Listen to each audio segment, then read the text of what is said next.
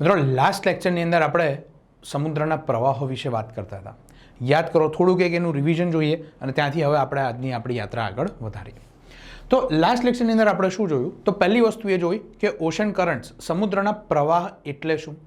તો એની અંદર આપણે એ વસ્તુની વાત કરી કે તાપમાનનો તફાવત, ઘનતાનો તફાવત એટલે કે ડેન્સિટીનો તફાવત, ટેમ્પરેચરનો ડિફરન્સ, પ્લસ ક્ષારતાનો તફાવત, પવનો, કોરિયોલિસ બળ, આ બધાના અસરના લીધે ધ્રુવ પ્રદેશથી વિષુવવૃત્ત તરફ અને વિષુવવૃત્તથી ધ્રુવ પ્રદેશ તરફ પાણીનો એક આખો પ્રવાહ, જેમ પૃથ્વીની સપાટી પર નદી વહે છે એમ દરિયાની અંદર પણ એક આખો પાણીનો જથ્થો કન્ટિન્યુઅસલી ટ્રાવેલ કરે છે.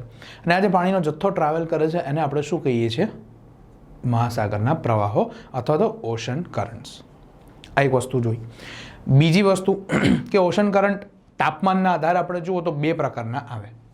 પહેલા કયા આવે? તો પહેલા હોય જેને આપણે કહીશું વોર્મ કરન્ટ્સ અથવા તો હોટ કરન્ટ્સ અથવા તો ગરમ પ્રવાહો. વોર્મ કરન્ટ્સને આપણે ડબલ્યુથી બતાવશું, ગરમ પ્રવાહોને. અને બીજા પ્રવાહ આવે એને શું કહેવાય? ઠંડા પ્રવાહો એટલે કે કોલ્ડ કરન્ટ્સ. સ્વાભાવિક છે કે ગરમ પ્રવાહ વિષુવવૃત્ત તરફથી ધ્રુવો તરફ જતા હશે અને ઠંડા પ્રવાહો ધ્રુવોથી વિષુવવૃત્ત તરફ આવતા હશે. એમાં જ યાદ કરો, બીજી એક વસ્તુ જોઈ હતી કે આ માની લો પૃથ્વી છે, એનું આપણે ક્રોસ સેક્શનલ વ્યૂ લઈએ. આ વિષુવવૃત્ત છે અને આ ધ્રુવ પ્રદેશ છે. તો વિષુવવૃત્ત પરથી જે ગરમ પ્રવાહ હશે એ પાણી સપાટી પર જ હશે. કેમ? કારણ કે સૂર્યનો પ્રકાશ સીધો અહીંયા પડે છે વિષુવવૃત્ત પર. તો જે ઇક્વેટર પરથી ધ્રુવ પ્રદેશ તરફ જે પ્રવાહ જઈ રહ્યો છે, જે આપણો ગરમ પ્રવાહ છે, એ સપાટી ઉપર જ આપણને દ્રશ્યમાન થશે. એટલે આવા કરંટને આપણે શું કહીએ? આવા પ્રવાહને આપણે શું કહીએ? તો સરફેસ કરંટ. સરફેસ કરંટ અથવા તો સપાટી પરનો પ્રવાહ. પણ ધ્રુવ પ્રદેશ પર શું થશે? તો ધ્રુવ પ્રદેશ પર તાપમાન ઓછું છે, પાણી ઠંડુ થયું. હવે સમજો, પાણી ઠંડુ થયું એટલે શું થયું? કે પાણીની ઘનતા વધી એટલે પાણી નીચે ઉતરશે. ધ્રુવ પ્રદેશનું પાણી ભારે બનશે એટલે નીચેની તરફ જશે અને નીચેની તરફ આવીને એ વિષુવવૃત્ત તરફ આમ મૂવ કરશે. તો આ કોલ્ડ કરંટ તમારો નીચે હશે, સપાટી પર નહીં હોય, એનાથી નીચેથી આમ ફ્લો કરતી હશે. આખી એક નદી આમ જતી હશે, ઉપર ગરમ પાણીની નદી આમ જતી હશે અને ઠંડા પાણીની નદી આમ જતી હશે. એવી રીતે સમજો. આ જે કરંટ છે આને આપણે શું કહીએ છીએ? સબ સરફેસ કરંટ. આની આપણે વાત કરી હતી. ત્રીજી વસ્તુ આપણે શું જોઈ હતી? તો ત્રીજી વસ્તુ આપણે એ જોઈ હતી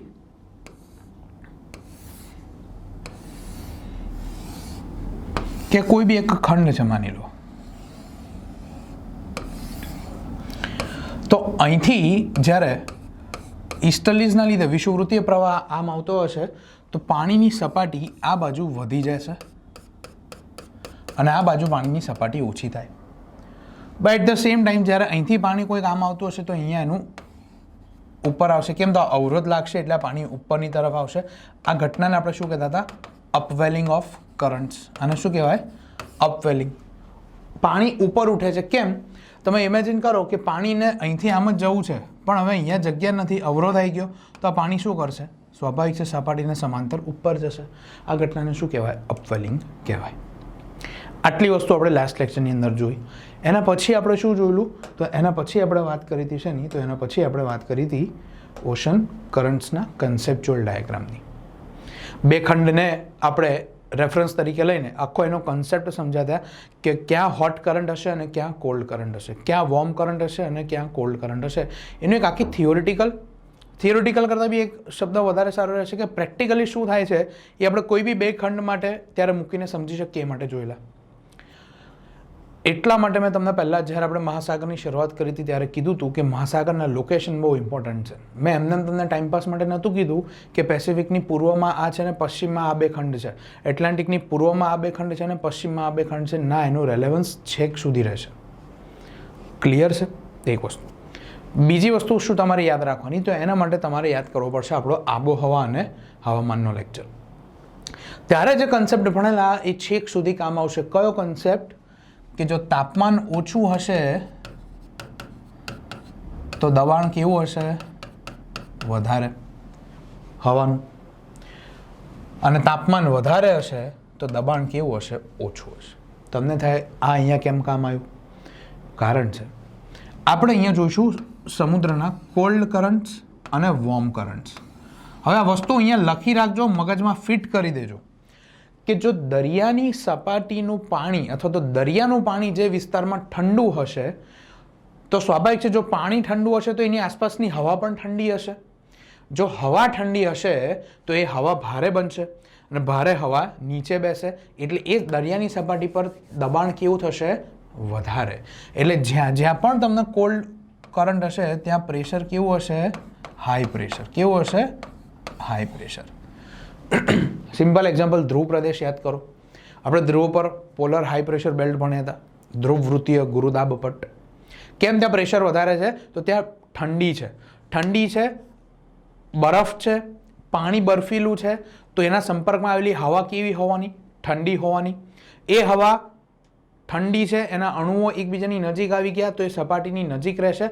પરિણામે એ સપાટી પર, એ સમુદ્ર સપાટી પર દબાણ કેવું અનુભવાય? હવાનું વધારે. એટલે અહીંયા કઈ સિચ્યુએશન છે? High pressure. અને વિષુવવૃત્ત પર ITCZ લો પ્રેશર બેલ્ટ છે, વિષુવવૃત્તીય લઘુ દાબ પટ્ટ. કેમ? તો ત્યાં ગરમી છે, ગરમી હશે તો હવા ગરમ થશે તો એના અણુઓ એકબીજાથી દૂર જશે અને માની લો પૃથ્વીનો ગોળો છે તો હવા ઉપરની તરફ ઉઠશે તો આ સપાટી પર પ્રેશર કેવું થશે? ઓછું થશે. જો વિન્ડ છે ને એ ખાલી ક્ષિતિજને સમાંતર નથી, આનો ઊભો પણ એક ડાયમેન્શન છે. એટલા માટે ધ્રુવ પર હવા નીચે બેસશે ઠંડી થઈ ગઈ એટલે, કારણ કે વજન છે એટલે ગુરુત્વાકર્ષણ લીધે નીચેની તરફ જશે. પણ વિષુવવૃત્ત પર શું થશે? તો ઇક્વેટર પર માની લો ઇક્વેટર પસાર થાય છે, અહીંથી સૂર્યના કિરણ પડ્યા તો અહીંયા જે પૃથ્વીની સપાટીને અડીને રહેલી જે હવા છે એ ગરમ થવાની. તો એ ગરમ હવા ઉપરની તરફ ઉઠશે. ગરમ હવા ઉપર ઉઠી એટલે અહીંયા પ્રેશર કેવું થઈ ગયું? ઓછું થઈ ગયું. ક્યાં? વિષુવવૃત્ત પર. એટલે જ્યાં જ્યાં પણ આપણને વોર્મ કરંટ જોવા મળતા હોય, સમુદ્રના ગરમ પ્રવાહો જોવા મળશે, ત્યાં પ્રેશર કેવું હશે? યાદ રાખજો, લો પ્રેશર. ગરમ પ્રવાહ જ્યાંથી પણ પસાર થતા હશે બધી જગ્યાએ લો પ્રેશર જોવા મળશે. ઠંડા પ્રવાહો જ્યાં હશે ત્યાં બધે હાઈ પ્રેશર. આ વસ્તુ અત્યારથી મગજમાં મૂકી દેજો, કારણ કે હવે પછીની દરેક જગ્યાએ આ જ ઇમ્પેક્ટ કરશે, હાઈ પ્રેશર અને લો પ્રેશર. કેમ? નિયમ શું છે? High pressure two low pressure પવનો જાય અને પ્રવાહની દિશા પણ એ રીતના બદલાતી જોવા મળશે. એના લીધે જ કશે રણ જોવા મળશે તો કશે જંગલો જોવા મળશે. અને મોસ્ટ ઇમ્પોર્ટન્ટ, અલ નીનો, લા નીના, ઇસ્ટર્લીઝ, જેટ સ્ટ્રીમ્સ અને ઇન્ડિયન મોન્સૂન, આ બધાનો જે આંતર સંબંધ છે એ સંબંધ આખો આ કોલ્ડ કરંટ અને હાઈ પ્રેશર, વોર્મ કરંટ અને લો પ્રેશર, આ સર્કલની અંદર જ આખો ચાલશે. તો આ વસ્તુ હવે જ્યાં પણ કોલ્ડ કરંટ લખાય અને હું તમને કહું કે ભાઈ અહીંયા ઠંડો પ્રવાહ છે એટલે અહીંયા પ્રેશર વધારે છે, તો એ સમજી જજો કે એનું રીઝન શું છે. આ ક્લિયર છે? આ વસ્તુ મગજમાં ગાંઠ બાંધી લેજો કે આ રીતે જ થશે. કારણ કે હવા વર્ટિકલી, જો હવા ગરમ, માની લો મારો હાથ એ સમુદ્રની સપાટી છે તો અહીંયા બધે હવા છે જ્યાં હું પેન આપ ફરાઈ રહ્યો છું. હવે જો મારો હાથ ઠંડો હશે તો આ હવા બધી ઠંડી થશે તો એ ભારે બનશે એટલે નીચે બેસશે, એટલે ઉપરની હવા પણ નીચે આવશે. પણ જો અહીંયા મારો હાથ એકદમ ગરમ હોય, 100 ડિગ્રી ગરમ હોય, તો અહીંયા મારા હાથની સંપર્કમાં રહેલી હવા ગરમ થશે, એ ઉપર જશે, એટલે નવી હવા નીચે આવશે, એ બી ગરમ થઈને ઉપર જશે. પરિણામે અહીંથી બધી હવા ઉપર જતી રહી તો આ મારા હાથ પાસે હવાનું દબાણ ઓછું થઈ જશે. બસ એ જ વસ્તુ છે. હવે હાથની જગ્યાએ સમુદ્રની સપાટી મૂકી દો, હવા તો એની એ જ છે. ક્લિયર છે? બરોબર? આટલી વસ્તુ. હવે આગળ જોઈએ. હવે આપણે જોઈએ ગઈકાલનો કોન્સેપ્ટ, એને એક વખત રિવાઇઝ કરીએ. રિવાઇઝ એટલા માટે કરવો પડશે તો જ આગળ આજે બધા આપણે કરંટ સમજી શકશું. તો કાલે આપણે શું જોયું હતું યાદ કરો કે ભાઈ આ બે ખંડ છે,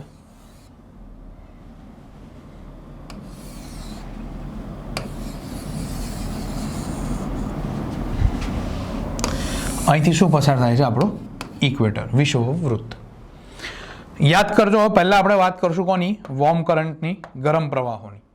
તો શું આપણે જોયું હતું કે વિષુવવૃત્ત પર પૃથ્વીની પરિભ્રમણ ગતિ સૌથી વધારે છે, પરિણામે પૂર્વથી પશ્ચિમ તરફના પવન આવશે. કેમ? તો પૃથ્વી પશ્ચિમથી પૂર્વ ફરે છે એટલે અહીંયા એક આવો પ્રવાહ ઉદ્ભવશે. જો રેડ પેન છે એટલે ગરમ પ્રવાહ, બ્લુ પેન હોય તો ઠંડો પ્રવાહ. સમજી જજો, એ તમે સારી રીતે સમજી શકો એટલે પેનના કલર ચેન્જ કરી રહ્યો છું વારે વારે. આ જે છે તમારો ગરમ પ્રવાહ છે જે વિષુવવૃત્તથી પૂર્વથી પશ્ચિમની દિશામાં ઉદ્ભવે છે. કેમ ઉદ્ભવ્યો? તો વિષુવવૃત્ત પર પૃથ્વીની ફરવાની ગતિ સૌથી વધારે અને ઈસ્ટ ટુ વેસ્ટ જશે ઈસ્ટર્લીઝના કારણે. આ પ્રવાહ કિનારે પહોંચશે, હવે જગ્યા નથી એટલે ડિફ્લેક્ટ થશે બંને તરફ, તો આ ઉપરની તરફ જશે પણ કોરિયોલિસ ફોર્સના કારણે પોતાની જમણી દિશામાં મરડાશે. અહીંયા દક્ષિણ ગોળાર્ધ છે એટલે પોતાની ડાબી દિશામાં મરડાશે, પણ આ બાજુ નીચે કોઈ જમીન નથી એટલે આને અહીંયા ભૂલી જવાનું. પરિણામે શું થાય છે? તો અહીંયા કોઈ ઊભું હશે ને અહીંયા કયો કરંટ મળશે? Warm current. અહીંયા પણ કયો કરંટ મળશે? Warm current. ઇક્વેટોરિયલ કરંટ કહેવાય. જો ઉત્તર ગોળાર્ધમાં હોય તો શું કહેવાય? North equatorial current. દક્ષિણ ગોળાર્ધમાં હોય તો શું કહેવાય? South equatorial current. જે મહાસાગર એનું નામ આપી દેવાનું કે ભાઈ north Pacific current, south Pacific equatorial current. Clear થાય છે? પ્લસ બીજા આપણને ક્યાં વોર્મ કરંટ જોવા મળશે? તો આ પાણી જે વિષુવવૃત્તનું હતું એ અહીંયા પહોંચ્યું તો ખંડના આ છેડા પર, માની લો અહીંયા સુધી ખંડ છે, તો ખંડના આ છેડા પર જે આ પાણી પહોંચશે તો આ વિસ્તારમાં પણ તમને કયો કરંટ જોવા મળશે? Warm current. 3 જગ્યાએ જોવા મળશે. ક્લિયર થાય છે? પણ હવે આની જોડે અથડાય જરાક પ્રવાહ તો બધો પ્રવાહ આમ ડિફ્લેક્ટ નથી થતો, થોડોક અંદરની તરફ બી આવશે. એના લીધે અહીંયા કાઉન્ટર ઇક્વેટોરિયલ કરંટ આ દિશામાં બનશે, પણ એ બહુ વીક હોય છે, બહુ નબળો હોય છે, કારણ કે માત્રા ખૂબ ઓછી હોય છે પાણીની એટલે. અને આ તમને એટલું બધું પૂછાશે. ઇક્વેટોરિયલ કરંટ તો બધાને જ ખબર છે કે આ કરંટ પૂછી લે તો આ તો ઓલવેઝ વોર્મ જ આવવાના છે. યાદ આવે છે? ગઈકાલે જોયું જ છે આપણે, એટલે થોડોક સ્પીડમાં જઈ રહ્યો છું. પછી વાત કરીએ હવે કોલ્ડ કરંટ્સની. તો કોલ્ડ કરંટ આપણને ક્યાં જોવા મળે? તો ધ્રુવો પરથી પાણી આવે છે, ત્યાં વેસ્ટર્લીઝની ઇફેક્ટ છે. કોરિયોલિસ બળની હાજરી સૌથી વધારે છે, ત્યાં સૌથી હાઈએસ્ટ કોરિયોલિસ ફોર્સ ફીલ થાય. પરિણામે અહીંયા ધ્રુવ પ્રદેશ પરથી આ જે પાણી આવે છે એ હવે ક્યાં ઉતરશે? નીચેની તરફ ઉતરશે.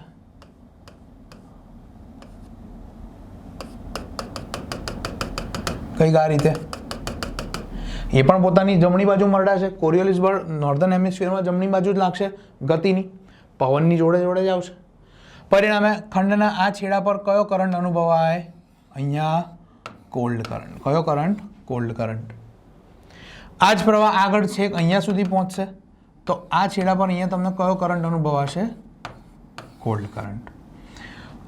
દક્ષિણની અંદર શું થાય છે? તો દક્ષિણમાં લેન્ડ માસ બહુ ઓછો છે, લિમિટેડ છે, તો અહીંયા આવીને અહીંયા અપવેલિંગ થશે. અહીંયા તમને કયો કરંટ ફીલ થશે? Cold current. કયો પ્રવાહ? કયો કરંટ? Cold current. ક્લિયર છે આટલું? બરોબર.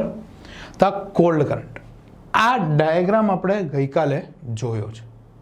સમજાય છે? આગળ વધીએ. પણ આગળ વધતા પહેલા એક વસ્તુ, હવે જો અહીંયા કોલ્ડ કરંટ છે તો અહીંયા આપણે શું જોયું? કોલ્ડ કરંટ હોય ત્યાં પ્રેશર કેવું હોય? હાઈ પ્રેશર હોય. પરિણામે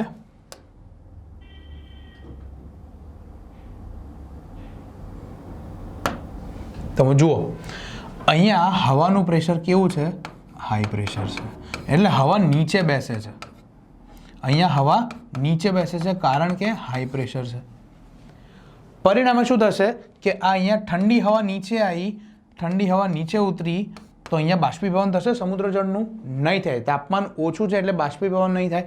પરિણામે આખા કિનારા પર, આ કોસ્ટ પર વરસાદ નહીં મળે, અને આ વરસાદ નહીં પડે એટલા માટે અહીંયા કોલ્ડ કરંટ જ્યાં હશે ત્યાં તમને શું જોવા મળશે? ડેઝર્ટ. અલગ અલગ ખંડમાં અલગ અલગ રણ જોવા મળે. એનું કારણ આ જ છે. તમને કીધું હતું જ્યારે આપણે ચક્રવાતવાળા ટોપિકની વાત કરતા હતા કે કેમ ખંડના પશ્ચિમ છેડા ઉપર જ આપણને ડેઝર્ટ્સ જોવા મળે, તો ત્યારે વેસ્ટર્લીઝની જોડે જોડે ઓશન કરન્ટ્સ પર એક કારણ છે એમ કીધું હતું. એનું રીઝન અહીંયા છે. ખ્યાલ આવે છે? બરાબર. હવે જો તમને આ કન્સેપ્ટ ડાયાગ્રામમાં કંઈ પણ ડાઉટ હોય તો વિડીયો અહીંયા સુધી પાછો જુઓ પહેલેથી. આની પહેલાંનો વિડીયો જુઓ અને આ વિડીયો જુઓ. તો પણ ના ખબર પડે તો મને પૂછી લો. તમારી પાસે ફોન નંબર પણ છે, કારણ કે આ વસ્તુમાં જો ખબર નહીં પડે તો આગળ જવાનો કોઈ અર્થ નથી અહીંથી. There is no point of return. અહીંથી આ વસ્તુ સમજીને જ આગળ જજો કે કેમ અહીંયા હોટ વોર્મ કરંટ આપણને આ બે જગ્યાએ મળે અને કેમ અહીંયા કોલ્ડ કરંટ મળે. આ ત્રણ જગ્યાએ warm warm warm warm cold cold અને કોલ્ડ. ક્લિયર. હવે મેઇન વસ્તુ, હવે આપણે એક એક મહાસાગર, જો 5 મહાસાગર છે એમાંથી સધર્ન ઓશનના કોઈ કરંટ છે નહીં, આર્કટિક ઓશનના કરંટ કરવાના નથી કારણ કે આખો બધો ઠંડો એરિયા છે. ગણીને 3 મહાસાગર છે, પ્રશાંત મહાસાગર, એટલાન્ટિક મહાસાગર અને હિન્દ મહાસાગર. પ્રશાંતની અંદર બહુ લિમિટેડ કરંટ, પ્રશાંતની અંદર તમને કરંટ કરવાના છે, એટલાન્ટિકની અંદર કરંટ કરવાના છે અને હિન્દ મહાસાગર ઉત્તર ગોળાર્ધમાં તો જમીન વડે ઘેરાઈ ગયો છે એટલે બહુ જ લિમિટેડ કરંટ છે અને અહીંથી બેઠા માર્ક્સ આવશે. કયા પ્રકારના ક્વેશ્ચન આપણને પૂછે છે આની અંદર? તો એક તો આપણને પૂછશે કે ભાઈ કયો પ્રવાહ કયા મહાસાગરમાં છે. બીજો એક પ્રશ્ન પૂછાય કે કયો પ્રવાહ ગરમ છે, કયો પ્રવાહ ઠંડો છે. આટલી વસ્તુ ખબર હશે તો માર્ક્સ આવી જશે, પણ આ કન્સેપ્ટ ખબર હશે તો કરંટ ગોખવા નહીં પડે. ઓકે, તો આપણે એક એક મહાસાગરને જોતા જઈએ. સૌથી પહેલાં છે કયો? એટલાન્ટિક મહાસાગર. જો આ મેં લખીને મૂક્યા છે જેથી તમારે વાંચતી વખતે ઇઝી પડે, પણ હું અહીંયા આવી રીતે નહીં સમજાવું. આપણે એને સમજશું મેપ થ્રુ, જેથી તમને વધારે સારી રીતે ખબર પડે. જો આ છે તમારો ઇક્વેટર, એપ્રોક્સિમેટલી અહીંથી નીકળે છે એવું માની લઈએ.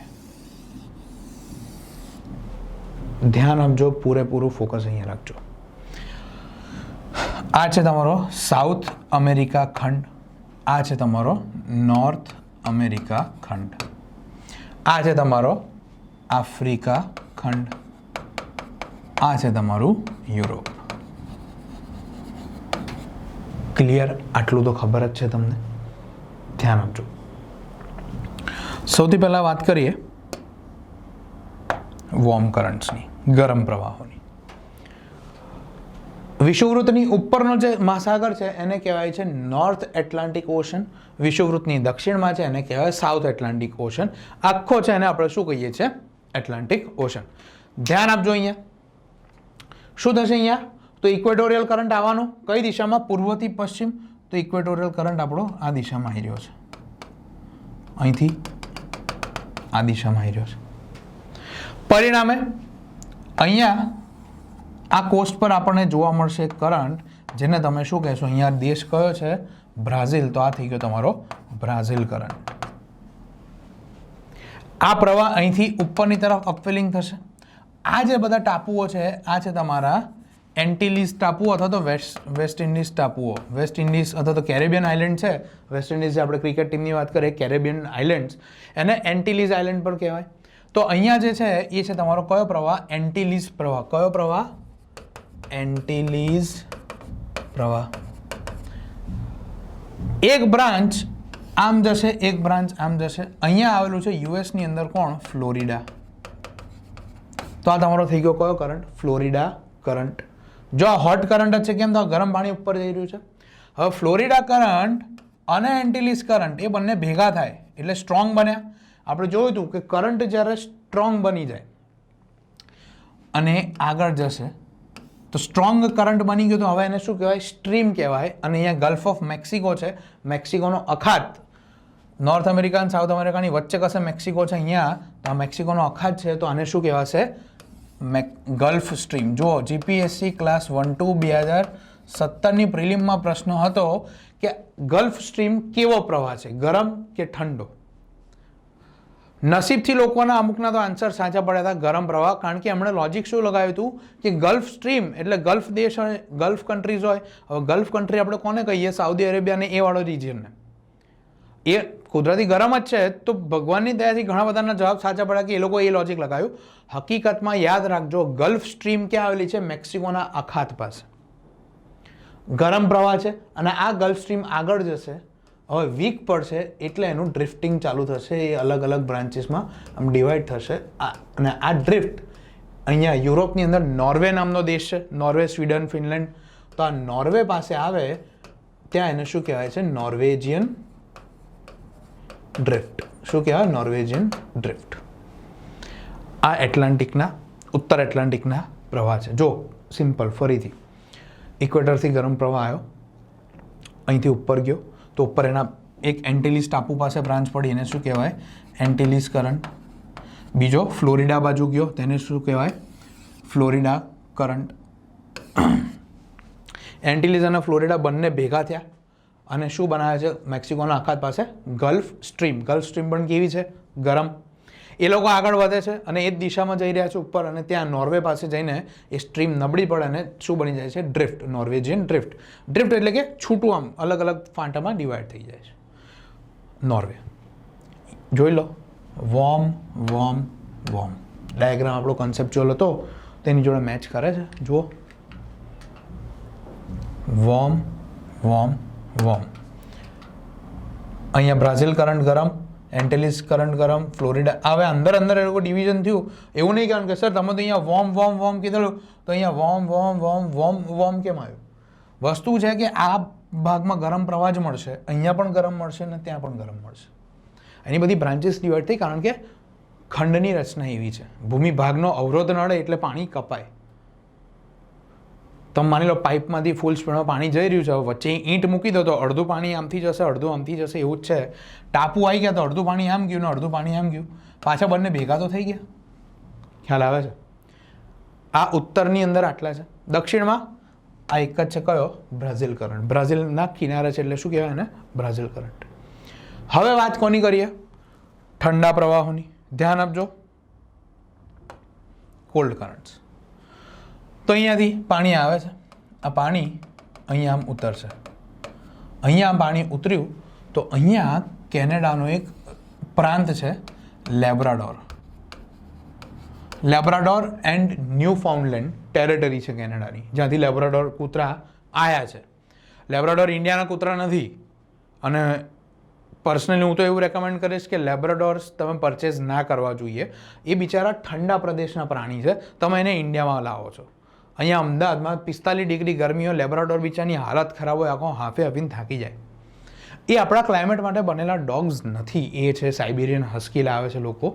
It is not right. એ લોકો આપણા ક્લાઇમેટ માટે બન્યા જ નથી. કુદરત એમનું નિર્માણ અહીંયા રહેવા કર્યું હતું, પણ પેલું ક્યુટ દેખાય ને એટલે લઈ આવે અમુક. ખેર, ચલો. તો આ લેબ્રાડોર કરંટ છે જે અહીંયા અનુભવાશે કોલ્ડ કરંટ. હવે જુઓ, અહીંયા આ હોટ કરંટ અને કોલ્ડ કરંટ ભેગા થાય છે અને આ રિજિયન જે છે એને શું કહેવાય છે? એને કહેવાય છે, કલર ચેન્જ કરી દઈએ, આ વિસ્તારને કહેવાય છે શું? Grand banks. તમને પૂછે ગ્રાન્ડ બેંક્સ ક્યાં આવેલું છે? તો એટલાન્ટિક ઓશનમાં. કયા બે પ્રવાહ ભેગા થાય? તો લેબ્રાડોર કરંટ અને ગલ્ફ સ્ટ્રીમ. અહીંયા શું થશે? તો ઉત્તર ધ્રુવ પરથી ઠંડુ પાણી આવી રહ્યું છે, નીચેથી વિષુવવૃત્તનું ગરમ પાણી જઈ રહ્યું છે, અને ઇટ્સ અ કોઇન્સિડન્સ. આ એક સંયોગ છે, કોઇન્સિડન્સ છે કે આ વિસ્તારમાં ખંડીય છાજલી પણ જોવા મળે. ખંડીય છાજલી ઓછી ઊંડી છે. પરિણામે જે ગરમ પાણીમાં પ્લેન્કટન્સ તરાઈને આવ્યા હોય અને ઉપરથી શુદ્ધ મીઠું પાણી આવે તો અહીંયા ફિશિંગ બહુ સારું વિકસ્યું. એના લીધે ગ્રાન્ડ બેંક્સ વિશ્વના સૌથી રિચેસ્ટ ફિશિંગ ઝોનમાંથી એક છે. સૌથી વધારે માછીમારી આપણને અહીંયા જોવા મળે છે. ક્યાં? ગ્રાન્ડ બેંક્સની. હવે આ ઠંડુ અને ગરમ પાણી ભેગું થાય એના લીધે અહીંયા અતિશય ધુમ્મસની પરિસ્થિતિ સર્જાય. એકદમ ગાઢ ધુમ્મસ હોય. હવે ઠંડા પાણીમાં અમુક વાર આઈસ કેપ્સ બી આવી જાય, હિમશિલાઓ તરતી તરતી આવે. હવે ધુમ્મસના લીધે દેખાય નહીં અને થઈ જાય ટાઇટેનિક જેવી ઘટનાઓ. ટાઇટેનિક જેવી ઘટનાઓ એટલે કે એક્સિડન્ટ્સ થાય. સૌથી વધારે સમુદ્રના એક્સિડન્ટ પર તમારા આ રિજિયનની અંદર થતા હોય છે. ક્લિયર? હવે આ પ્રવાહ લેબ્રાડોર કરંટ ઉતરીને આવશે આ કોસ્ટ પર, આ બાજુ નીચે. તો અહીંયા તમને જોવા મળશે આ પ્રવાહ, આ કિનારે ઠંડો પ્રવાહ અનુભવાય, અને ઠંડો પ્રવાહ એટલે કયો? તો કેનેરી કરંટ. ઠંડો પ્રવાહ અહીંયા છે. જુઓ, ધ્યાન આપો. કોલ્ડ કરંટ આવ્યો સાહેબ, કોલ્ડ કરંટ આવ્યો. અહીંયા પાણી ઠંડુ છે, અહીંયા બાષ્પીભવન નહીં થાય. બાષ્પીભવન નહીં થાય તો પાણી ઉપર નહીં ચડે. ઉપર નહીં ચડે તો વાદળ નહીં બને. વાદળ નહીં બને તો વરસાદ નહીં પડે. અને વરસાદ નહીં પડે તો અહીંયા બની ગયું તમારું શું? સહારાનું રણ. ખબર પડી relation. High pressure two low pressure. અહીંયા પ્રેશર બી કેવું છે? હાઈ પ્રેશર છે. એટલે અહીંયા કોઈ પવન આવશે નહીં, અહીંથી હવા આમ જશે. સમજો છો? અહીંયા જે હવા નીચે બેઠી એ આ તરફ જશે, ક્યાં તો બીજી તરફ જશે. એટલે અહીંયા વાદળ જ નહીં બને તો વરસાદ જ નહીં પડે તો પછી શું બનશે? રણ પ્રદેશ. તો કોલ્ડ કોલ્ડ. હવે અહીંયા નીચે જુઓ તો અહીંથી પેરુની નીચેથી બી એક કરંટ આવતો હશે આમ, એ કરંટ આવીને અહીંયા ઉપર ચડે, પરિણામે તમને અહીંયા પણ એક કરંટ જોવા મળશે. આ કરંટના કારણે અહીંયા તમને બે રણ જોવા મળશે. એક તો છે તમારું કાલાહારી ડેઝર્ટ, જે સૌથી ખરાબ ડેઝર્ટ કહેવાય છે, મતલબ બહુ જ વિષમ પરિસ્થિતિ છે અહીંયા જીવવા માટે તમારી. કાલાહારી ડેઝર્ટ આફ્રિકાની અંદર. અને બીજું છે નામીબ ડેઝર્ટ, નામીબિયા પાસે, નામીબ. આ બે ડેઝર્ટ ત્યાં જોવા મળે. પ્લસ અહીંયા જ્યારે પ્રવાહ આવતો હોય, તમને બીજા એક ડાયાગ્રામની અંદર બતાવું. યસ, આ એ જ છે, ખાલી સાઉથ પેસિફિકને થોડુંક ઝૂમ કર્યું છે. તો અહીંથી જે કરંટ આવે છે, તો આ સાઉથ અમેરિકા ખંડ અહીંયા જુઓ આફ્રિકા કરતાં નીચે સુધી ફેલાયેલો છે. આફ્રિકા અહીંયા પતી જાય છે, સાઉથ અમેરિકા અહીંયા સુધી છે. તો આ જે કરંટ અહીંથી આવે છે કોલ્ડ કરંટ, એ અહીંયા આના આકારના લીધે અહીંથી એક એની બ્રાન્ચ ઉપર ચડે, જે તમને આગળ કીધું હતું, યાદ કરો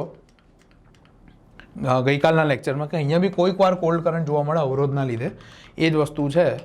તો એના લીધે અહીંયા તમને જોવા મળે. અને આ કરંટને શું કહેવાય?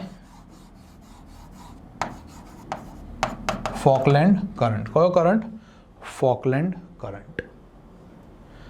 ખબર પડી? જો ઠંડા પ્રવાહ કયા કયા? તો લેબ્રાડોર કરંટ, આ બાજુ કેનરી કરંટ, અહીંથી ફોકલેન્ડ કરંટ, અને આનું નામ છે શું? બેંગ્વેલા કરંટ.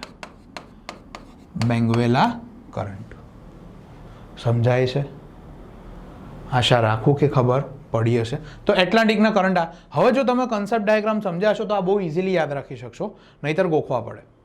હવે તમને પૂછે કે ભાઈ ગલ્ફ સ્ટ્રીમ કેવો પ્રવાહ છે, તમને ખબર છે ભાઈ ગલ્ફ એટલે અહીંયા છે, તો આ છેડા પર છે તો ગરમ, બ્રાઝિલ આ છેડા પર છે તો ગરમ, કેનરી આ છેડા પર છે આફ્રિકાનો તો ઠંડો, બેંગ્વાલા અહીંયા છે તો ઠંડો, ફોકલેન્ડ નીચે છે તો ઠંડો.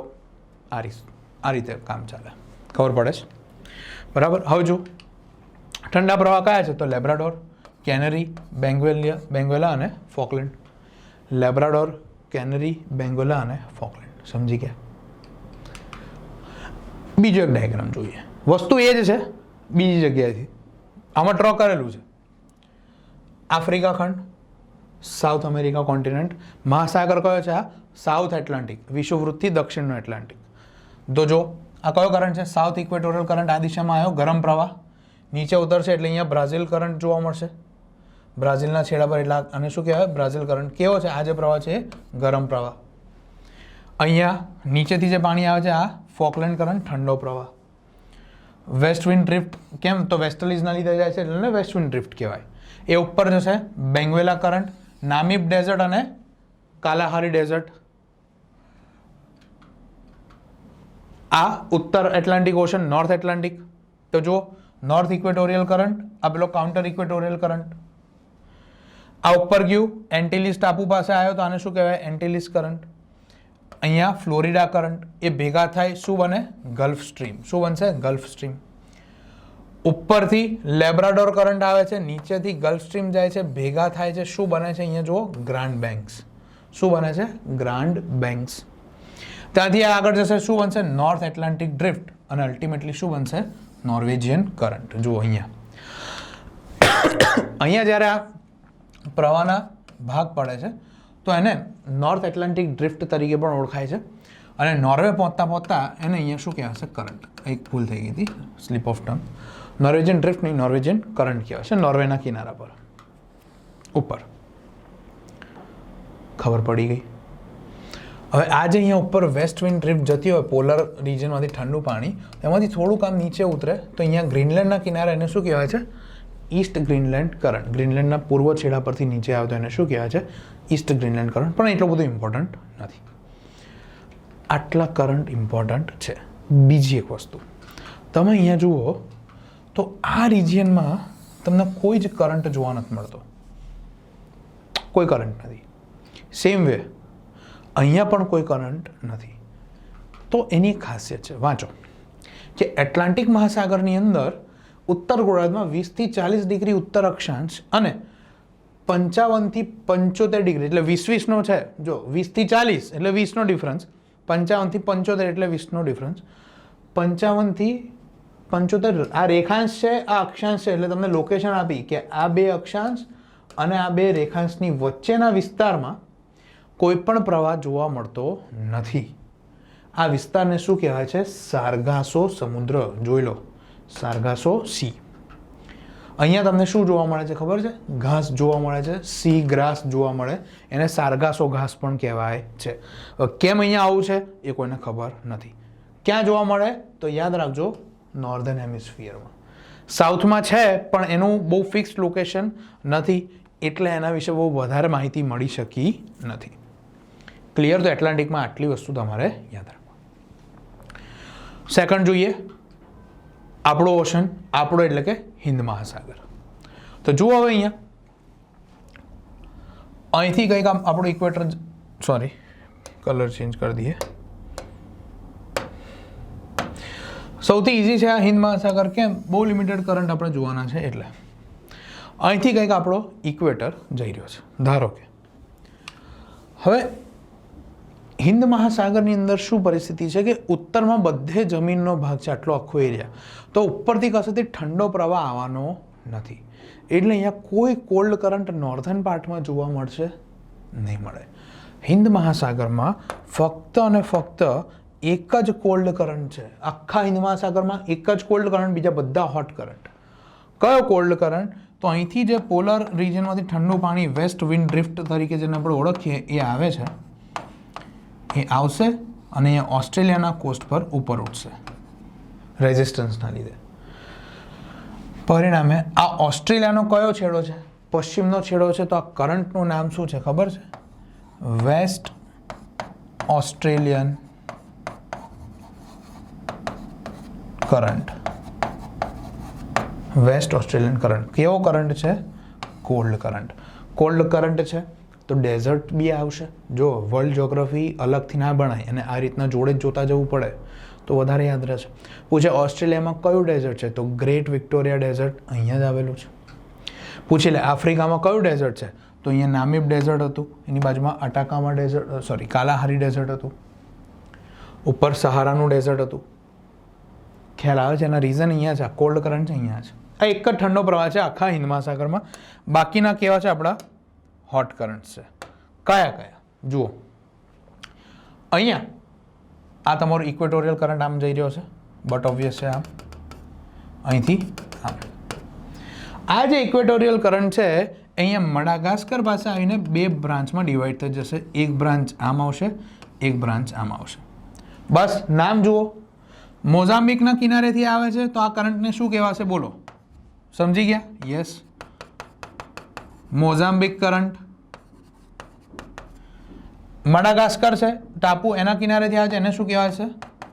મડાગાસ્કર પ્રવાહ. આ બે આગળ એને ભેગા થઈ જશે તો આને શું કહેવાશે? એગોલ્હાસ કરંટ. કયો? એગોલ્હાસ પ્રવાહ. જીપીએસસી ક્લાસ 1 2 2019 પ્રિલિમ્સનો પ્રશ્ન. એગોલ્હાસ કરંટ કેવો કરંટ છે? સોરી, કયા મહાસાગરમાં છે? હિન્દ મહાસાગરમાં છે. કેવો છે? ગરમ છે. ક્લિયર? અહીંથી આ ઉત્તરનો પ્રવાહ ઉત્તર તરફ આમ જશે તો અહીંયા સોમાલિયા છે તો આને શું કહેવાશે? Somali current. સોમાલીનો પ્રવાહ. એક જ યાદ રાખવાનો છે અહીંયા. બાકી એક પ્રવાહ જોવા મળે ભારતની અંદર, એ છે સાઉથ વેસ્ટ મોન્સુનલ કરંટ.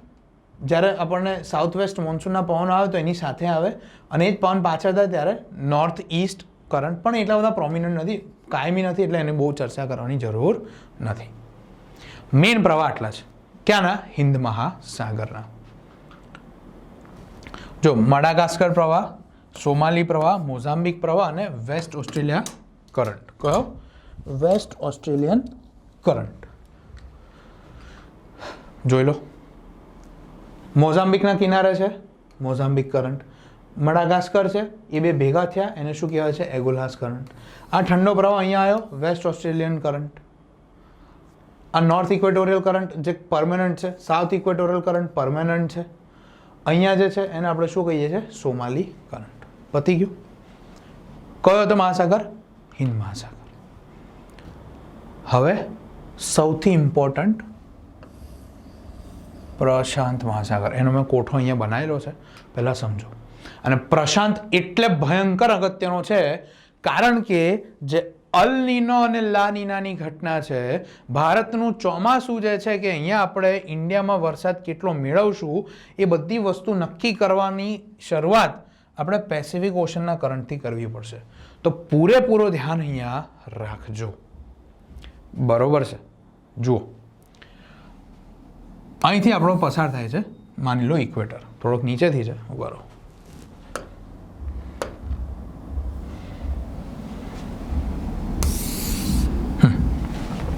કંઈક અહીંથી આપણો વિષુવવૃત્ત પસાર થાય છે. કરંટ સ્ટાર્ટ કરે. હવે જુઓ વસ્તુ શું છે, તો તમે અહીંયા જોશો તો જુઓ ઓસ્ટ્રેલિયાથી દક્ષિણ અમેરિકા વચ્ચેનું અંતર જો ભયંકર મોટું છે. પેસિફિક મહાસાગર આપણે જો કે સૌથી મોટો મહાસાગર છે. આને ક્રોસ કરવા માટે સૌથી વધારે સમય જોશે. બધા ખંડને ભેગા મૂકો તોય આના કરતાં ઓછું ક્ષેત્રફળ થાય. એટલે અહીંયા જે ઇક્વેટોરિયલ કરંટ છે ને, જે આ દિશામાં આવશે, વિષુવવૃત્તીય પ્રવાહ જે આ દિશામાં છે, બહુ સ્ટ્રોંગ હશે કારણ કે બહુ લાંબુ અંતર કાપીને આવ્યો છે, એટલે એની અંદર ખાસો એવો પાવર હશે. આ પ્રવાહ અહીંથી ઉપર ઉઠશે, જવા દો, અને અહીંયા સુધી જશે. આ પ્રવાહ અહીંથી નીચે ઉતરશે અને અહીંયા જ્યાં જવું હોય જાય. કન્સેપ્ટ ડાયાગ્રામ તમને ખબર જ છે. તો હવે આ છેડા પર તમે જોશો તો આ જાપાનના આઇલેન્ડ્સ છે, તો અહીંયા તમને જોવા મળશે કયો કરંટ? ક્યુરોશિયો કરંટ અથવા તો પ્રવાહ. કેવો છે? બટ ઓબ્વિયસ છે, ગરમ. ક્લિયર? આ જ વસ્તુ અહીંયા પહોંચશે. અહીંયા છે અલાસ્કા, અમેરિકાની ટેરેટરી, જે પહેલાં રશિયાનું હતું, અમેરિકાએ ખરીદી લીધું. તો અહીંયા તમને જોવા મળશે કયો કરંટ? અલાસ્કાનો પ્રવાહ. એ પણ કેવો છે? ગરમ. આ ઓસ્ટ્રેલિયાનો કયો ભાગ છે? તો આ વેસ્ટ ઓસ્ટ્રેલિયા છે, તો આ ઈસ્ટ ઓસ્ટ્રેલિયા છે. ઓસ્ટ્રેલિયાવાળા નામ બહુ સરસ આપે, કોઈ જેમાં મગજમારી નહીં. ઈસ્ટ ઓસ્ટ્રેલિયા પર જ મળે છે, તો આને કયો પ્રવાહ થઈ ગયો? તો પૂર્વ ઓસ્ટ્રેલિયાનો પ્રવાહ અથવા તો ઈસ્ટ ઓસ્ટ્રેલિયન કરંટ. કયો? East Australian current. કેવો છે? ગરમ. વેસ્ટ વાળો કેવો હતો? ઠંડો હતો. આ કેવો છે? ગરમ. ક્લિયર? આટલા ઇમ્પોર્ટન્ટ છે, જોઈ લો. કયા કયા જોઈ લીધા? ક્યુરોશિયો જોઈ લીધો, ઈસ્ટ ઓસ્ટ્રેલિયા જોઈ લીધો, અને અલાસ્કા જોઈ લીધો. બાકીના જોઈએ.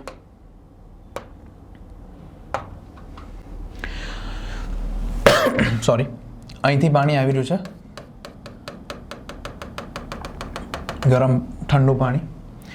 અહીંયા જાપાનની અંદર અહીંયા તમને જોવા મળશે. તો આ રિજિયનમાં જે ઠંડુ પ્રવાહ અનુભવાય આ વિસ્તારમાં, એને શું કહેવાય છે? ઓયોશિયો કરંટ. કયો કરંટ? ઓયોશિયો. એમ આટલા નજીક નથી, આ મેપમાં નાનો મેપ છે એટલે તમને એવું લાગે છે, એકચ્યુઅલમાં ડિસ્ટન્સ વધારે છે. જુઓ, ડિસ્ટન્સ વધારે છે. તો અહીંયા જે છે આ કયો કરંટ છે? ઓયોશિયો, જેનું બીજું નામ શું છે? કામચાટકા કરંટ. જુઓ, આ પ્રવાહ અહીંથી આમ પણ જશે. તો અહીંયા છે તમારું કેલિફોર્નિયા રાજ્ય અમેરિકાનું. તો અહીંયા તમને જોવા મળે કેલિફોર્નિયા કરંટ. કયો કરંટ? California current. નોર્થ અમેરિકાની અંદર કોલ્ડ કરંટ આવ્યો. સમજો, કોલ્ડ કરંટ આવ્યો કેલિફોર્નિયા. તો અહીંયા તમારું ડેઝર્ટ છે, મોહાવે ડેઝર્ટ, મોહાવેનું રણ અને સોનોરાન ડેઝર્ટ અમેરિકાના પશ્ચિમી છેડા પર છે, કેલિફોર્નિયામાં. તો ત્યાં જઈને આવેલો છું, બરાબર. તો એ ત્યાં છે. સેમ વે આ મોસ્ટ ઇમ્પોર્ટન્ટ વસ્તુ છે, આને ગમે તે થાય ના ભૂલતા. અહીંયાથી અહીંયા દક્ષિણ અમેરિકા ખંડ જે છે, તો અહીંયા આપણે એક કન્ટ્રી છે પેરુગ્વે અને ચીલી. અહીંયા તમને જોવા મળશે હમ્બોલ્ટ કરંટ અથવા તો પેરુવિયન કરંટ. કયો? હમ્બોલ્ટ. કેવો પ્રવાહ છે? ઠંડો પ્રવાહ છે, ચીલીના કોસ્ટ પર. અહીંયા તમને જોવા મળે છે અટાકામા ડેઝર્ટ. કયું ડેઝર્ટ? અટાકામા ડેઝર્ટ. અટાકામાનું રણ. ઠંડો પ્રવાહ છે એટલે કયો કરંટ છે? હમ્બોલ્ટ કરંટ અથવા તો પેરુવિયન કરંટ. પણ હમ્બોલ્ટ નામ યાદ રાખશું આપણે, અથવા તો પેરુ કરંટ. પેરાગ્વે પરથી પેરુ. જુઓ, પેરુ કરંટ બી કહેવાય, એને હમ્બોલ્ટ કરંટ બી કહેવાય છે. ક્લિયર આટલી વસ્તુ? California current, Alaska current, Peru current, East Australia current, Oyashio, Kuroshio. ઓખોસ્ટોકનું એટલું બધું કામ નથી. હવે જુઓ, અહીંયા ક્યુરોશિયો અને ઓયોશિયો ભેગા થાય તો તો જાપાનની અંદર પણ બહુ મોટી માત્રામાં ફિશિંગ છે. જાપાનની અંદર માછીમારી એટલે સૌથી પ્રાઇમ વ્યવસાય છે. એ લોકો વ્હેલનો શિકાર કરે છે બહુ મોટા પાયે. તો અહીંયા પણ એ જ વસ્તુ થાય છે જે ત્યાં ગ્રાન્ડ બેંક્સમાં થતી હતી કે ગરમ અને ઠંડા પાણીના પ્રવાહ ભેગા થાય તો માછીમારી માટે ખૂબ સારો એરિયા છે આ. ખબર પડી? તો આ હતા આપણા મહાસાગરના પ્રવાહો. અહીંયા તમને એના જે અમુક ખાસિયતો છે એ પણ મેં મેન્શન કરી છે. પ્રશાંત મહાસાગરના પ્રવાહો. હવે એક વખત માની લો જો તમારે ક્વિક રિવિઝન કરવું હોય તો કંઈક એ રીતના કરી શકો કે અહીંયા બ્રાઝિલ કરંટ કેવો છે? Warm current. અહીંયા એન્ટિલિસ કરંટ કેવો છે? Warm current. અહીંયા ફ્લોરિડા કરંટ કેવો છે? Warm current. મેક્સિકોનો ગલ્ફ આવે એટલે ગલ્ફ સ્ટ્રીમ બને. કેવી છે? ગરમ. આગળ જશે શું બનશે? North Atlantic drift. શું બનશે? North Atlantic drift. કેમ? ફાંટા પડી ગયા. એમાં એક ફાંટો પહોંચશે અહીંયા નોર્વે સુધી. એને શું કહેવાશે? Norwegian current. આ હોટ કરંટ પતી ગયા. અહીંના કોલ્ડ કરંટ તો કે ભાઈ અહીંથી પાણી આવ્યું તો આ લેબ્રાડોર કરંટ. અહીંયા પહોંચ્યું તો કેનેરી કરંટ. અહીંયા પહોંચ્યું નીચેથી પાણી તો એ બેંગ્વેલા કરંટ. પતી ગયું. આ બાજુ આવો તો આ ઠંડુ પાણી અહીંયા આવ્યું તો વેસ્ટ ઓસ્ટ્રેલિયા કરંટ. એ જ વસ્તુ અહીંયા થશે. આ ઠંડુ પાણી અહીંયા આવશે તો તમારો હમ્બોલ્ટ અથવા તો પેરુનો કરંટ. ગરમ પ્રવાહ જો નીચે ઉતર્યો તો મોઝામ્બિક કરંટ, મડાગાસ્કર કરંટ. બે ભેગું થાય એગોલ્હાસ કરંટ. સોમાલિયા પાસે સોમાલી કરંટ. સમજાય છે? આ રીતના જો કન્સેપ્ટ ખબર હશે તમે ઇઝીલી યાદ રાખી શકશો. સિવાય પેસિફિકમાંથી ગરમ પાણી અહીંયા નીચે ઉતરે તો ઈસ્ટ ઓસ્ટ્રેલિયાનો ગરમ પ્રવાહ, ક્યુરોશિયો પ્રવાહ. ઉપરથી પાણી આવે તો અહીંયા ઓયોશિયો કરંટ. આ ક્યુરોશિયો, આ ઓયોશિયો. હવે ઓયોશિયો અને ક્યુરોશિયોમાં કન્ફ્યુઝન ના થાય એના માટે કંઈક શોર્ટકટ બનાવવું પડે. નામ સરખા જેવા છે.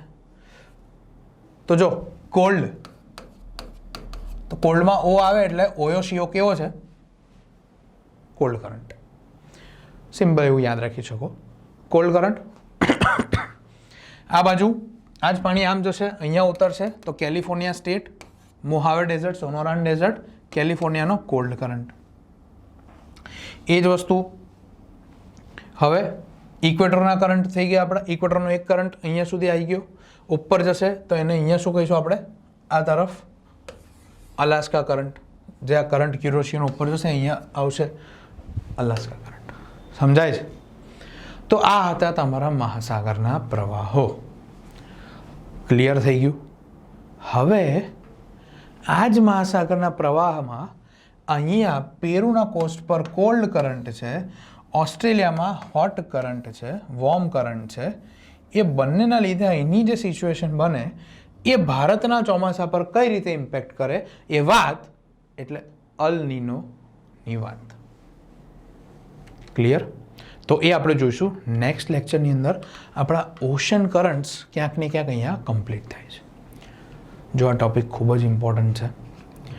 દરેક વિદ્યાર્થીને હું અહીંથી રિક્વેસ્ટ કરું છું કે હું અહીંયા તમારા ફેશિયલ એક્સપ્રેશન નથી જોઈ શકતો, તમે લાઈવ ડાઉટ નથી પૂછતા મને, તો મને ખબર નથી કે તમને આમાં ખબર પડી કે નહીં. તો એક રિક્વેસ્ટ છે કે આ વિડીયોની અંદર તમને ખબર પડી ગઈ હોય તો તરત જ કમેન્ટ બોક્સમાં, ચેટ બોક્સમાં અથવા તો મારા વોટ્સએપ નંબર પર મને એક મેસેજ કરજો કે તમને આ ખબર પડી કે નહીં. જો નહીં પડી હોય તો હું નવો લેક્ચર લઈશ, કોઈ જ વાંધો નથી. પણ આ વસ્તુ જો નહીં સમજાય તો મને બી મજા નહીં આવે. ક્લિયર છે? તો આ આપણા મહાસાગરના પ્રવાહ. આને ગોખવાની જરૂર નથી, અને સમજવાની જરૂર છે. હવે તમે વાંચશો આ બધું લિસ્ટ તો તમને ખબર પડશે. યાદ કરો ગઈકાલે મેં તમને એક ડાયાગ્રામ કીધેલો જ્યારે આપણે કન્સેપ્ચ્યુઅલ રીતે સમજતા હતા આ વસ્તુ, ત્યારે મેં તમને કીધેલું કે આ રીતના આવા કંઈક પ્રવાહો છે. બસ એ જ બધા આજે આપણે કવર કરી લીધા. ક્લિયર છે? બરાબર. તો ઓશન કરન્ટ્સ આપણા અહીંયા કમ્પ્લીટ થાય છે. મહાસાગરના પ્રવાહો બેઠા માર્ક લેવાની વસ્તુ છે. તો અહીંયા સુધી રાખીએ. નેક્સ્ટ લેક્ચરની અંદર અલ નીનો, લા નીના, ભારતનું ચોમાસું, એમનો આંતર સંબંધ શું છે એ સમજશું. ટિલ દેન રિવિઝન કરો, આ વિડીયો સમજો અને મને જણાવો કેવો તમારો એક્સપિરિયન્સ છો. મળીએ નેક્સ્ટ વિડીયોની અંદર. અલ નીનો, લા નીના અને ભારતના ચોમાસા થાય. Thank you so much.